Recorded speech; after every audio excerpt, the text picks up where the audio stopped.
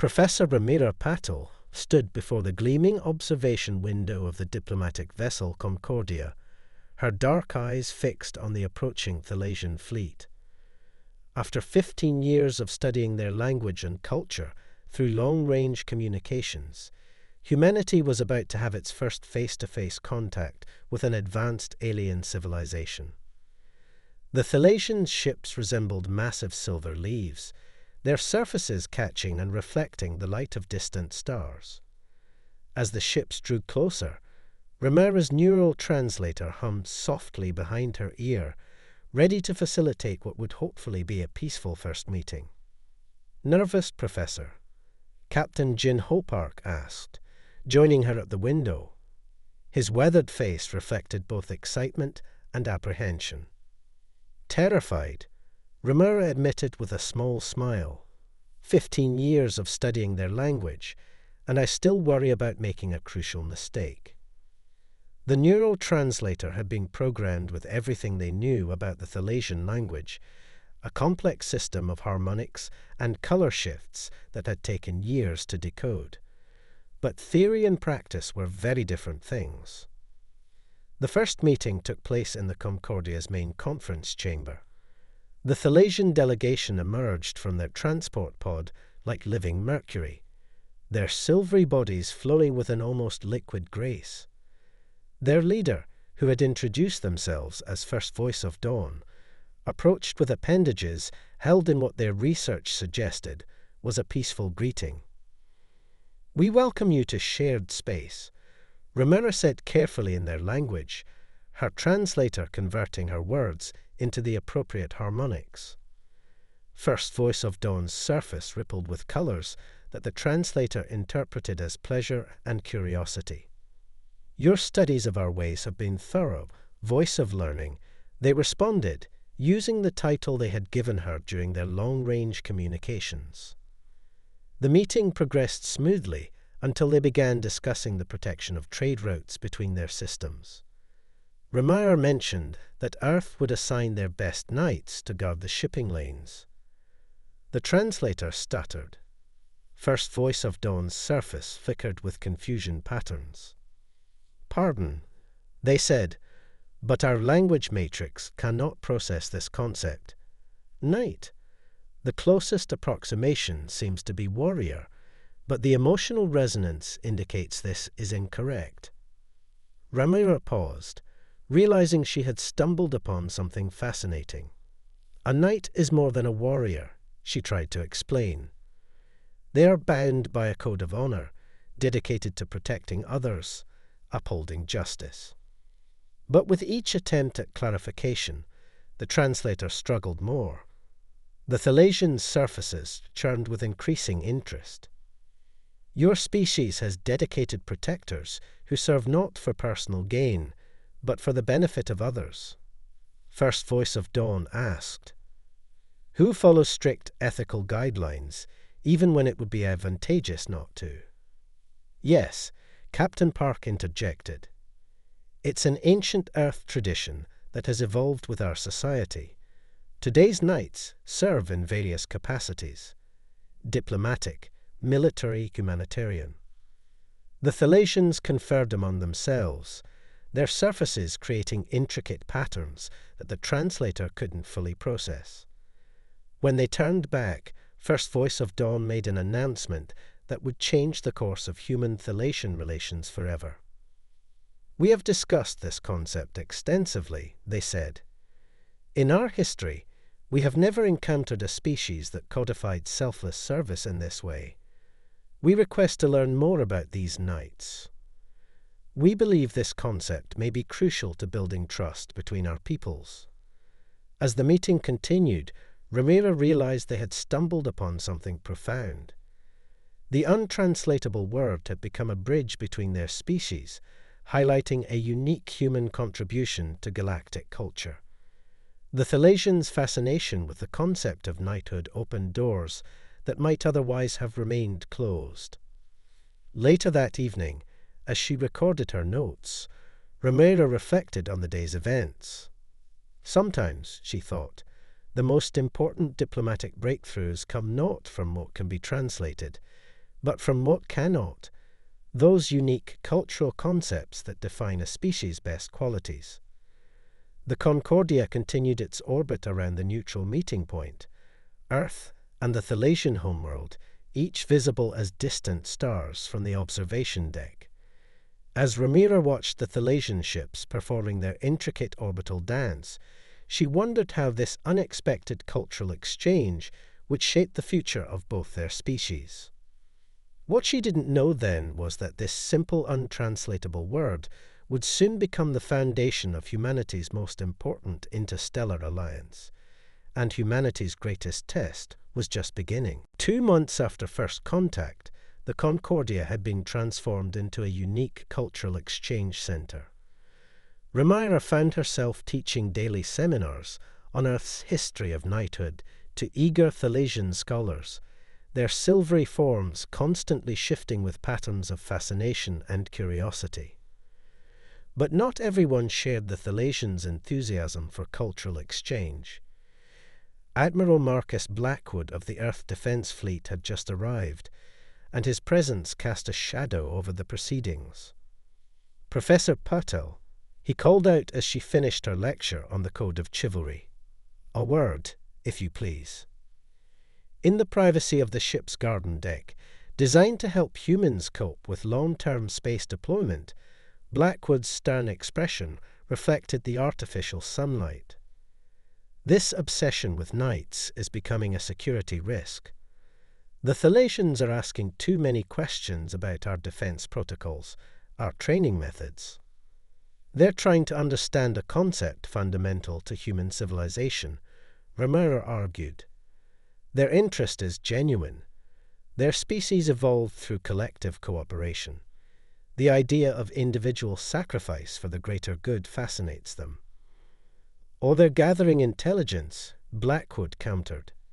Yesterday, they requested access to our combat training simulations. Tomorrow, what? Our weapon specifications. Before Rhaenyra could respond, the ship's alert system activated. First Voice of Dawn's urgent harmonics filled the communication channels. Immediate assistance required. Unknown vessels approaching Thalassian colony world Lumaria.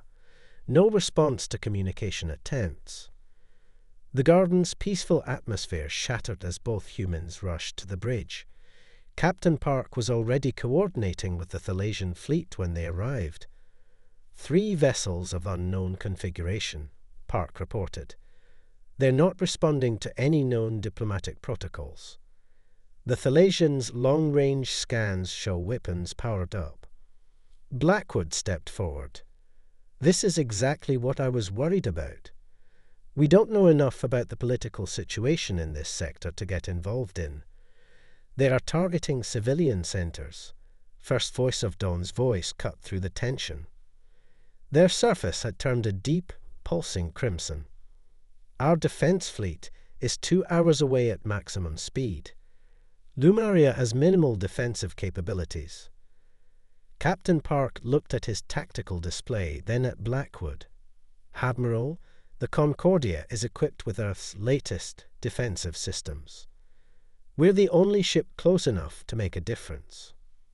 Rhaenyra watched the Admiral's internal struggle play across his face. The Concordia was meant to be a diplomatic vessel, not a warship. Intervening could be seen as a hostile action by other spacefaring races. Not intervening would mean watching innocent civilians die. "What would a knight do, Admiral?" she asked quietly. Blackwood's jaw tightened, then relaxed. Captain Park, set course for Lumaria. Maximum speed. First Voice of Dawn, we'll need all the tactical data you can provide about the colony's layout. The Thalassian leader's surface rippled with patterns of gratitude and relief. "We offer trust freely given," they said, using a formal phrase that the translator indicated carried deep cultural significance. As the Concordia rushed toward potential combat, Rhaenyra noticed something extraordinary. The Thalassian delegates were adopting poses she'd shown them in historical images of knights swearing fealty. They understood, even without perfect translation, that humanity was choosing to stand with them not out of political expedience, but because it was the right thing to do. The next few hours were tense. The Concordia's crew prepared for possible combat, while Ramira and the Thalassian scholars worked frantically to establish possible communication channels with the unknown vessels. The attackers' ships were angular, aggressive-looking vessels that seemed to absorb rather than reflect light. When they arrived at Lumaria, the situation was worse than expected. The unknown ships had already begun targeting the colony's environmental systems. The planet's artificial atmosphere was beginning to destabilize. They're not just attacking. First Voice of Dawn's harmonics carried tones the translator labeled as horror. They're trying to make the entire colony uninhabitable. Admiral Blackwood stood at the tactical station, his earlier reservations replaced by cold determination. Captain Park, position us between those ships and the colony. Weapons online, but hold fire unless fired upon. Professor Petel, one last attempt at communication. As Ramira broadcast peace messages in every known language and format, she watched the tactical display with growing dread. The unknown ships were adjusting their position, clearly preparing to fire. Then Admiral Blackwood did something unexpected. He opened a channel to the Thalassian colony below. "People of Lumaria," he said, his words converted to Thalassian harmonics. "I am Admiral Marcus Blackwood of Earth. We may not share a language for the word night, but today we share their purpose. You are under our protection. You have my word of honor." The translator rendered his last phrase with the closest Thalassian equivalent, a complex harmony indicating an unbreakable bond of trust. The colonists' response was immediate, patterns of light across the surface of their buildings shifting to match the gratitude patterns of their delegates aboard the Concordia. The unknown ships fired their first salvo at that moment, but the Concordia was ready. What happened next would be remembered in both human and Thalassian history as the moment when an untranslatable word became a universal truth.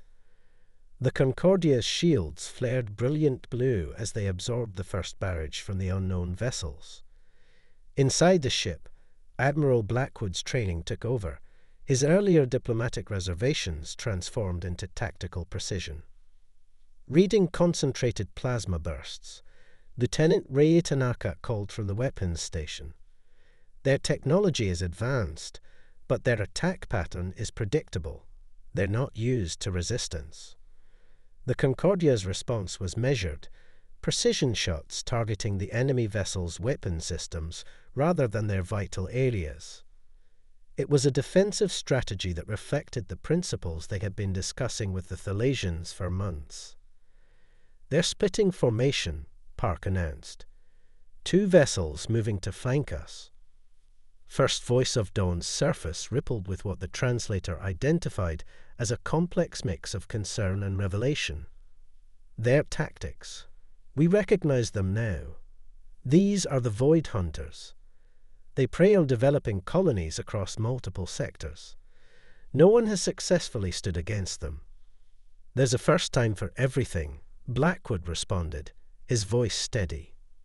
"Professor Petel, I need you and First Voice of Dawn to coordinate with the colony, get their emergency shelters powered up." As Ramira worked with the Thalassians, she watched in amazement as theory transformed into practice.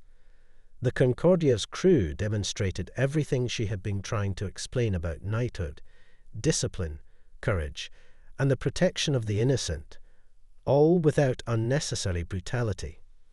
The ship shuddered under another attack.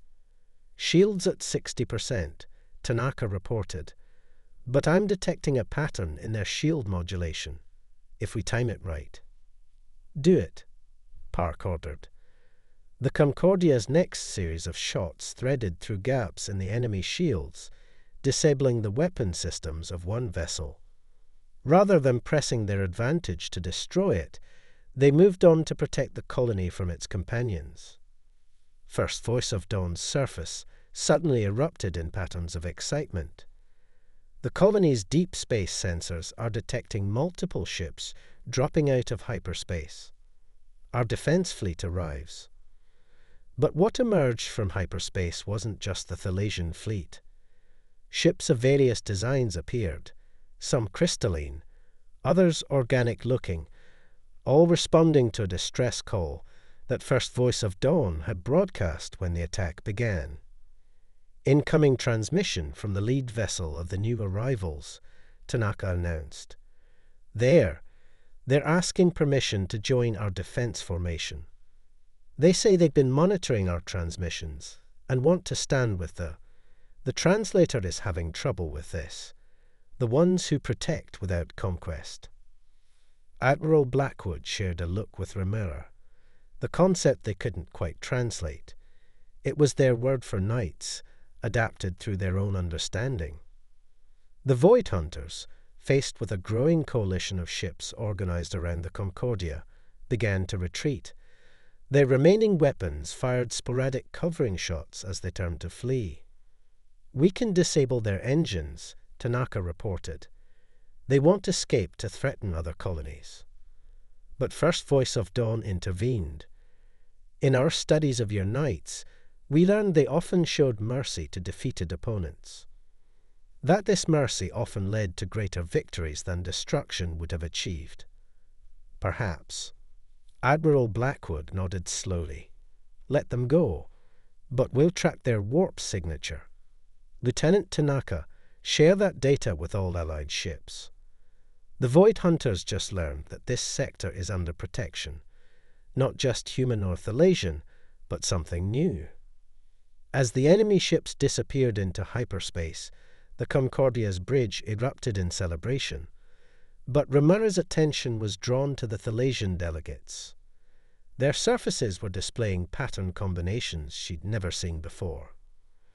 We could not translate knight because we had no reference for individual warriors who fought for others without seeking dominion, First Voice of Dawn explained.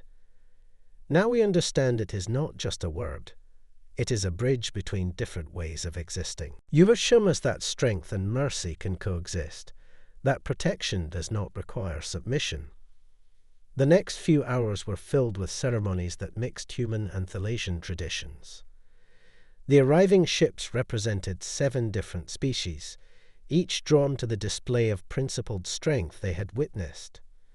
As Ramira helped translate between them, she realized that the untranslatable word had become something greater, a symbol of a new way for species to interact. Admiral Blackwood, watching the impromptu diplomatic gathering from the Concordia's bridge, finally smiled. You were right, Professor. Sometimes the most powerful ideas are the ones we can't quite put into words. But as the celebrations continued, none of them noticed the small device left behind by the Void Hunters, pulsing quietly in the debris field around Lumaria. The signal it broadcast reached deep into unexplored space, where something ancient and terrible stirred at the news of nights among the stars. 3 months after the Battle of Lumaria, the Concordia had become the center of an unprecedented interstellar alliance. Representatives from 12 spacefaring species gathered in its converted cargo bay, now serving as a Grand Council chamber. But today's meeting was interrupted by an urgent message. Multiple signals detected, Lieutenant Tanaka reported, are voice tense. They're coming from the direction of the Void Hunters' retreat vector. But these ships are different. Massive. Our sensors can't even determine their full size. The tactical display showed what appeared to be living shadows crossing between stars, devouring light itself. First Voice of Dawn's surface turned a deep, troubled indigo. The eternal void, they whispered, their harmonics making the translator glitch. They were supposed to be a myth, a race so ancient they had transcended physical form, who believed that consciousness itself was an aberration in the universe. Ramira watched as the council erupted in panic. Each species had their own legends of ancient destroyers, creatures that sought to end all thought, all individuality. The Void Hunters hadn't been pirates, they'd been scouts. Admiral Blackwood's voice cut through the chaos. "Professor Puttle, what do your historical records say about knights facing overwhelming odds?" "They stood their ground," she replied, understanding. "Not because victory was certain, but because it was right." The next hours were a blur of activity. The Concordia's alliance members rallied their fleets. Each species contributed what they could: Thalasian harmonic shields, crystalline energy weapons, organic computing systems from the Myriad Collective. But it was the human concept of knighthood that bound them together, giving their desperate defense a framework of honor and purpose. As the shadow ships approached, Ramira worked with First Voice of Dawn to create something unprecedented. A universal code of ethics that transcended language, combining the highest principles of all their cultures. They called it the Stellar Accord, and its first article was untranslatable in any single language, requiring concepts from all their species to express its full meaning. The battle that followed would be remembered for millennia to come. The eternal void struck with weapons that threatened to unravel reality itself. But they found themselves facing something they couldn't comprehend. A fleet that fought not for survival alone, but for principles that transcended species. The Concordia led the defense, its human crew working in perfect harmony with their alien allies.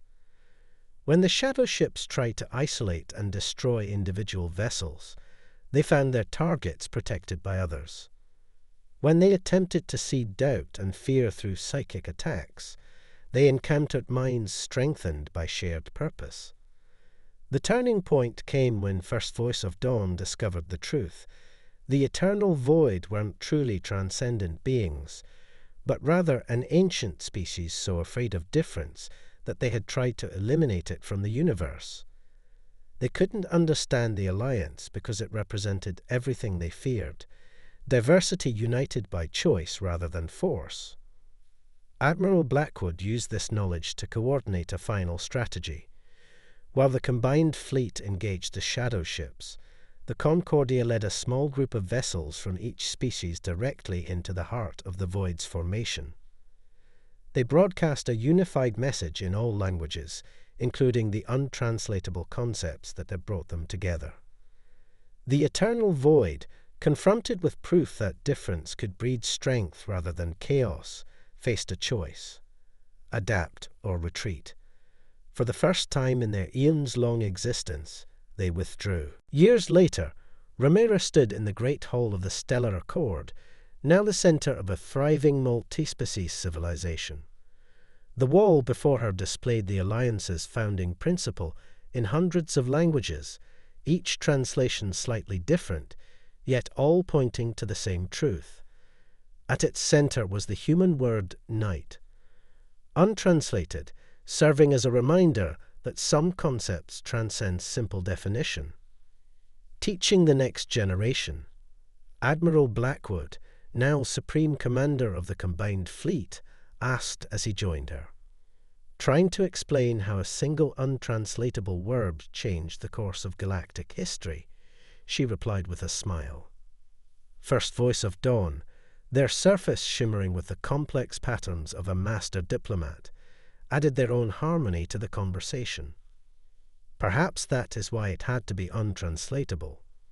True understanding comes not from perfect translation, but from the bridges we build across the gaps in our languages. Above them, through the hall's transparent dome, ships of all designs moved in complex patterns, each pilot and crew member bound by a code that had started with a simple human concept, but had grown into something far greater. They were all knights now, even if no single language could fully express what that meant. The mystery of the untranslatable word had become the foundation of their shared future, proof that the greatest strengths often lie not in what divides us, but in what we create together in the space between our differences.